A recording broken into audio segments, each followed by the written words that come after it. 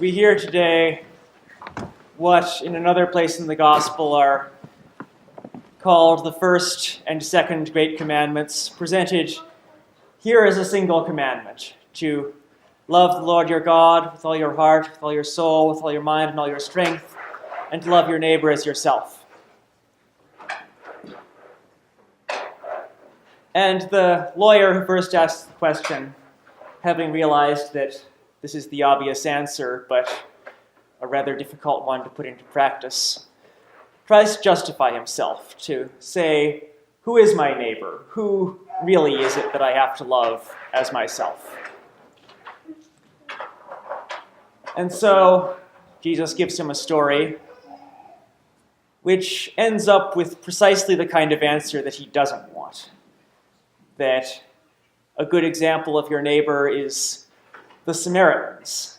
And we've come to associate that term so much with this parable of the Good Samaritan that it conjures up rather nice images in our minds. And we forget that these are the foreign, semi-pagan heretics who are just the sort of people that the man asking the question would not have wanted to think of as his neighbor. And so most of us have no particular feelings about Samaritans one way or the other, probably, but we can all think of the group of people that we least like, that are most difficult to love, that we would be least happy to see a couple of walk in the door of the church. And these are the Samaritans. These are the people whom Jesus reminds us are our neighbors, on whom our love for whom is that on which hangs all the law and the prophets.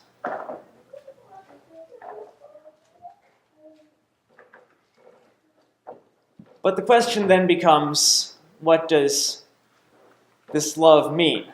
Because we often hear in today's world calls for us as the church to abandon our moral or doctrinal demands out of a sense of love as the world sees it, to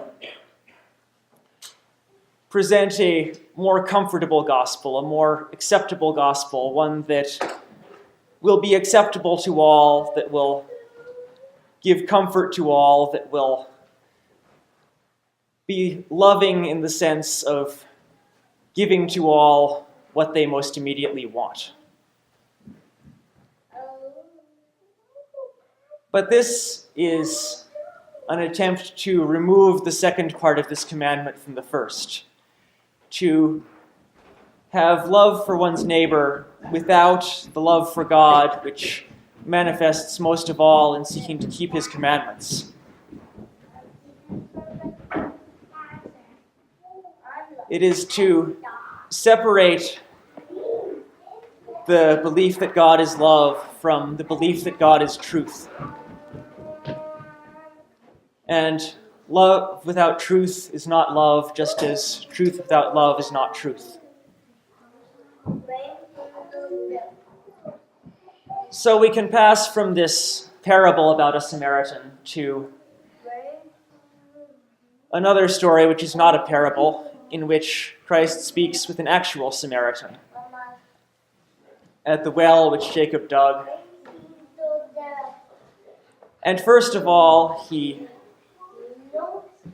shocks his disciples by speaking with a Samaritan at all, which none of them would have wanted to do. But in this conversation, he leads her from the errors of the Samaritan religion to the understanding of the truth, and at the same time brings to her attention her life which is not in accord with God's commandments. And so also Christ scandalized many of the Pharisees by spending a great deal of his time with tax collectors and sinners. But he didn't do this just to hang out with some tax collectors, with some sinners, to tell them that really they were all right. But in every case where we see him doing this, we see him turning them from their sins. And when he rebukes the Pharisees for their hypocrisy and presents as a contrast the examples of the harlots and the tax collectors and the sinners, their example is precisely that they repent when they hear the gospel. We commemorate today St. John the Merciful, the Patriarch of Alexandria. And St. John is one whose love for neighbor, whose service to those in need, would put all of us to shame, who, having been entrusted with the treasury of the Church of Alexandria, as quickly as he could, emptied it out for the service of those in need. And as more and more wealth kept pouring in, he once in prayer said to God that we've found ourselves in a contest here, and we'll see who will win, you who keep giving me wealth, or I who keep giving it away. But St. John is known for something else, although less known for it, which is that there was a great struggle of the church against heresy at his time in Alexandria. And just as he labored to serve God, to serve Christ in the least of the brethren, so he also strove to drive out this plague of heresy which was afflicting his city. And this was not because he loved those in need but hated heretics, but because he loved all people so much that he could not stand to see them led astray by a false understanding of God.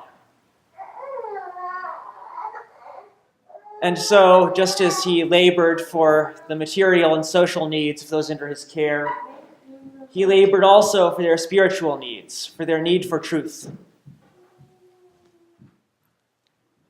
And when we do this as Christians, it is not done in a spirit of coercion, of serving material needs as some kind of incentive to come around to our opinion as well. But the same love which calls us to serve those in need, if it is truly a love which springs from love for God, desires also that those around us be healed in soul, be turned back to the Lord who made them, and be brought to knowledge of the truth and saved as God himself desires for them.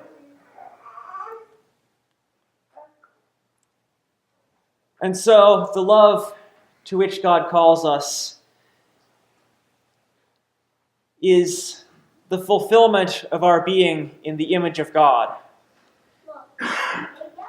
For just as God is love, we also are called to become love. But this love must be a faithful image of his love, which desires not only comfort, which, as we all know, does not necessarily desire that we always have what we want, but desires that we all be led to his truth, and that we all find salvation in him. And so this love seeks to meet, as far as we are able, all of the needs of those around us.